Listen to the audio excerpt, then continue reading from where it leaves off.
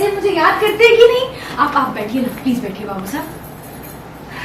मुझे यकीन ही नहीं हो रहा है, सच बताऊं तो, कि आप इतने दिनों बाद मेरे साथ यहाँ पे मेरे ससुराल में रहने के लिए आए बाबू साहब। मैं आपको ये सारा सामान,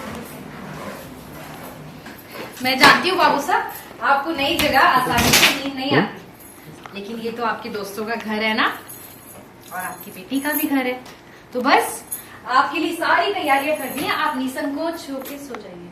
बाबू साहब प्लीज शांत हो जाइए। आप बैठिए ना, बैठिए। आपका गुस्सा बिल्कुल जायज है, लेकिन एक बार मेरी बात सुन लीजिए बाबू साहब। बाबू साहब सब जानते हैं कि मासा की जान भाई साहब में बसती है। मासा भाई साहब को राम मानती है, और उनके लिए अपनी पसंद की बहू चुनना मासा का सबसे बड़ा सपना है बाबू साहब।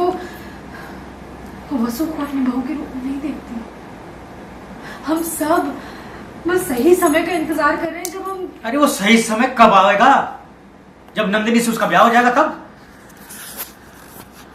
तूने ये बात यहां तक पहुंचने कैसे दी? थारे को तो पता है ना, मैं वसु को अपनी बेटी मानू हूं। उस लिहाज से तो वो थारी बहन हुई, तो अपनी बहन को उसका हक, उसका इज्जत दिलाने की जिम्मेदारी तूने पूरी क्यों नहीं की? माफ कर दीजिए बाबू साहब, हिम्मत ही नहीं जुटा पाई। हाँ, तुम्हारे पास हिम्मत है। कल ही मैं जाके चंद्रिका से बात करूंगा, बताऊंगा उसे कि देव और वसु एक दूसरे को पसंद कर रहे हैं, एक दूसरे को प्यार कर रहे हैं, एक दूसरे के साथ जिंदगी बितानी चाह रहे हैं। इसलिए इस बात को वो स्वीकार करे और उन्हें अपनी मंजूरी दे। बाबू साहब सवाल ही तो ये है ना, आपको लगता है कि मासा मान जाएंगी? अरे क्यों नहीं मानेंगी?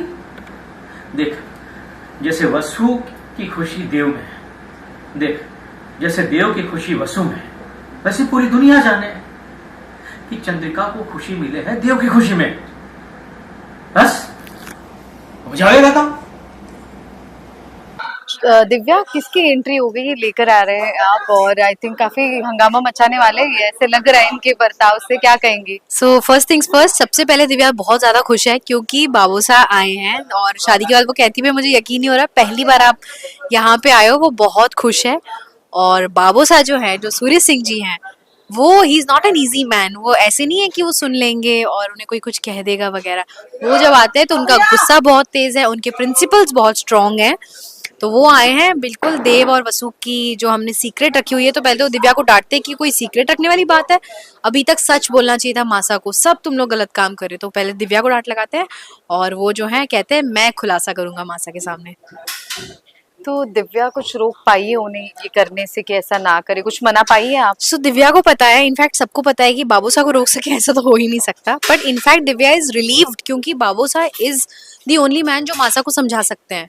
तो उसके लिए ये है कि हाँ शायद यहाँ से बाबूसा तो मासा को मना लेंगे ना, मासा तो रिस्पेक्ट करेंगी, तो एक ये साइन ऑफ रिलीफ भी है उनके लिए, और ऑब्वियसली वो नर्वसनेस भी है कि होगा या नहीं होगा, बट दे फील कि हाँ अब कोई है हमारे बिहाफ पे मासा से बात करने के लिए।